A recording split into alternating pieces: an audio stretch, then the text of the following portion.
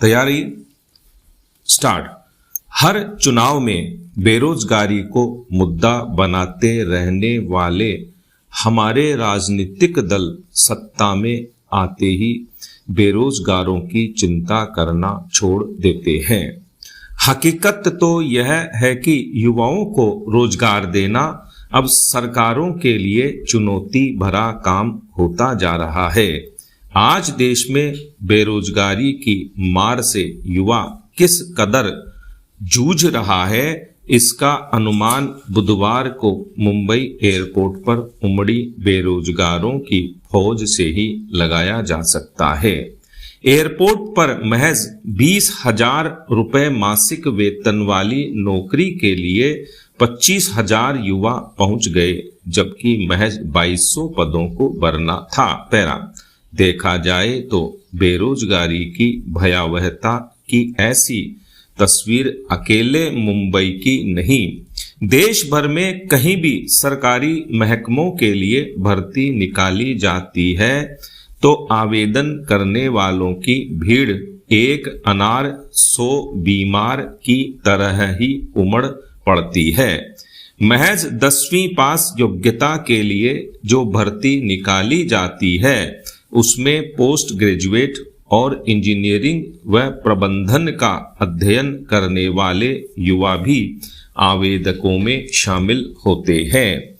इनमें भी कुछ किस्मत वाले ही होते हैं जो नौकरी पाने में कामयाब होते हैं, वरना प्रतियोगी परीक्षाओं के पेपर लीक, फर्जी डिग्री से नौकरी पाने व पिछले दरवाजों से नियुक्तियों के मामले तो बेरोजगारों की उम्मीदों पर पानी फेरते ही नजर आते हैं।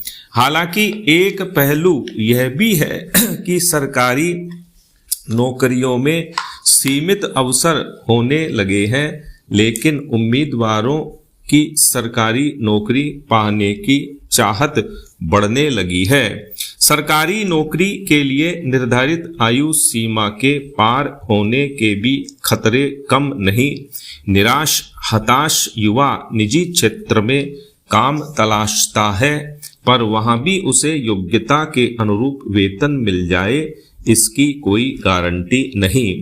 बेरोजगारों के लिए सरकारें बेरोजगारी भत्ता जैसी योजनाएं भी शुरू करती हैं।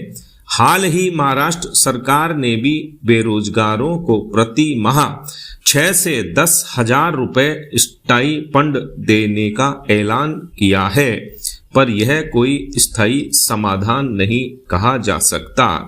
हालत यह है कि बजट घोषणाओं में वाहवाही लूटने के लिए सरकारें युवाओं को रोजगार देने की जो घोषणाएं करती हैं उन्हें पूरा ही नहीं कर पाती।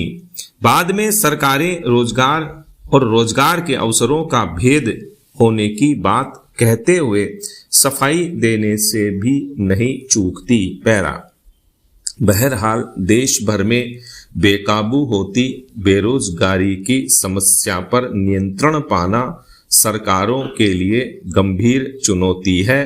केंद्र व राज्य की सरकारों को युवाओं को लुभाने के इरादे से की जाने वाली रोजगार देने की घोषणाओं को अमली जामा तो पहनाना ही होगा।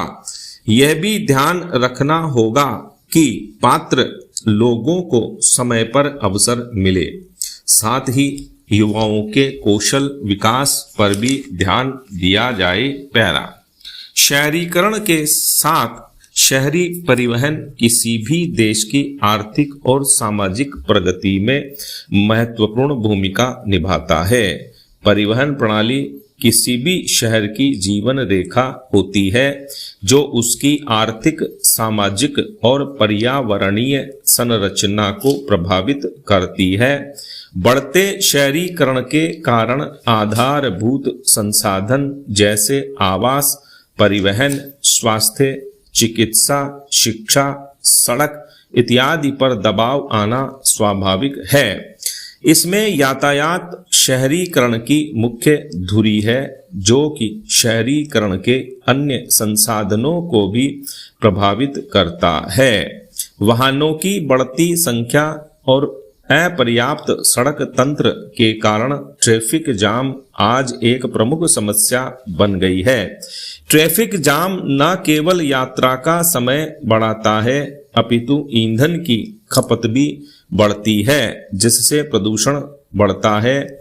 इसके अलावा आपातकालीन सेवाओं की पहुंच में भी कठिनाई होती है, जिससे स्वास्थ्य और सुरक्षा पर नकारात्मक प्रभाव पड़ता है तथा कहीं न कहीं यह आर्थिक विकास दर को भी प्रभावित करता है। पैरा मोटराइज्ड वाहनों के द्वारा किया जा रहा वायु एवं ध्वनि प्रदूषण आज एक गंभीर समस्या बन चुका है। वाहनों द्वारा उत्सर्जित धुआं और हानिकारक गैसें वायु प्रदूषण का प्रमुख कारण हैं। इसके परिणाम स्वरूप शहरों में वायु गुणवत्ता में गिरावट आई है तथा हृदय, कैंसर, श्वसन संबंधी रोग उत्पन्न हो रहे हैं। ध्वनि प्रदूषण से लोगों में चिड़चिड़ापन, अवसाद, अनिद्रा जैसे रोग घर कर रहे हैं। इसके अलावा वायु प्रदूषण से जलवायु पर भी प्रतिकूल प्रभाव पड़ रहा है। वाहनों से निकलने वाले पार्टिकुलेट मैटर, नाइट्रोजन ऑक्साइड और अन्य प्रदूषक तत्व वातावरण को दूषित कर रहे हैं। पर्यावरण प्रदर्शन सूचकांक EPI रिपोर्ट 2024 में भारत विश्व में 5वें नंबर का अत्यधिक प्रदूषित देश माना गया है। एक अध्ययन के अनुसार शहरी वायु प्रदूषण में वाहन जनित प्रदूषण का योगदान लगभग 12% होता है। केंद्र सरकार के स्तर पर इन समस्याओं के निदान के लिए विभिन्न प्रयास किए जा रहे हैं, जिसमें वायु की गुणवत्ता से संबंधित लक्ष्य निर्धारित किया जाना भी सम्मिलित है। पैरा प्राय यह भी कई बार देखा गया है कि ग्रामीण क्षेत्रों में चलने योग्य वाले टेम्पो या जुगाड़ जैसे वाहन प्रदूषण नियंत्रण मानकों के अनुरूप नहीं होते हैं एवं प्रायः परिवहन विभाग से पंजीकृत भी नहीं होते हैं। ऐसे वाहनों की अनियंत्रित आवाजाही से अत्यधिक प्रदूषण फैलता है। प्रायः ऐसे वाहनों की अपराध जगत में भी लिप्तता पाई जाती है। साइकिल और पैदल यात्री मार्ग शहरी परिवहन के महत्वपूर्ण घटक हैं।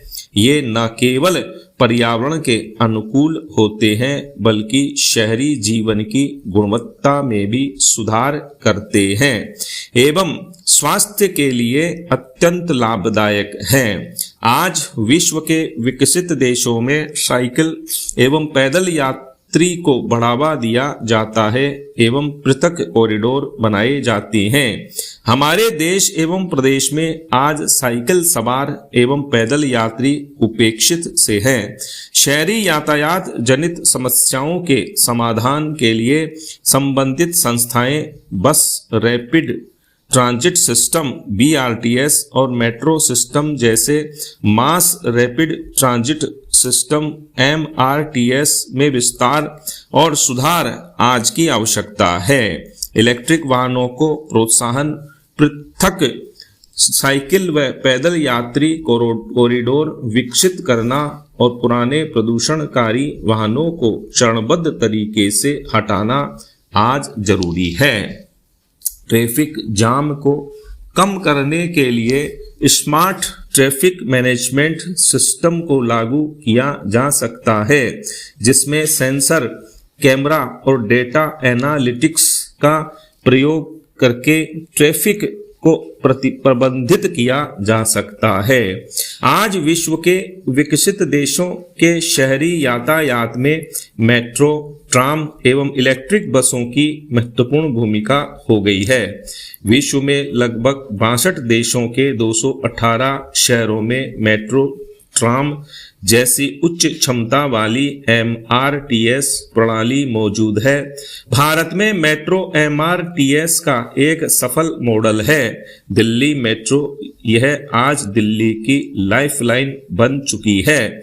मुंबई जैसे महानगर में उपनगरीय रेल, मोनोरेल व मेट्रो का सफल संचालन किया जा रहा है। वर्तमान में भारत में 17 शहरों में मेट्रो का संचालन हो रहा है और 6 शहरों में मेट्रो निर्माणाधीन है। भारत सरकार की मेट्रो रेल पॉलिसी 2017 के अनुसार राज्यों में मेट्रो निर्माण के लिए दिशा निर्देश जारी किए गए हैं, जिसके अनुसार 20 लाख की आबादी से ज़्यादा वाले शहरों में मेट्रो संचालित की जा सकती है। स्टॉप।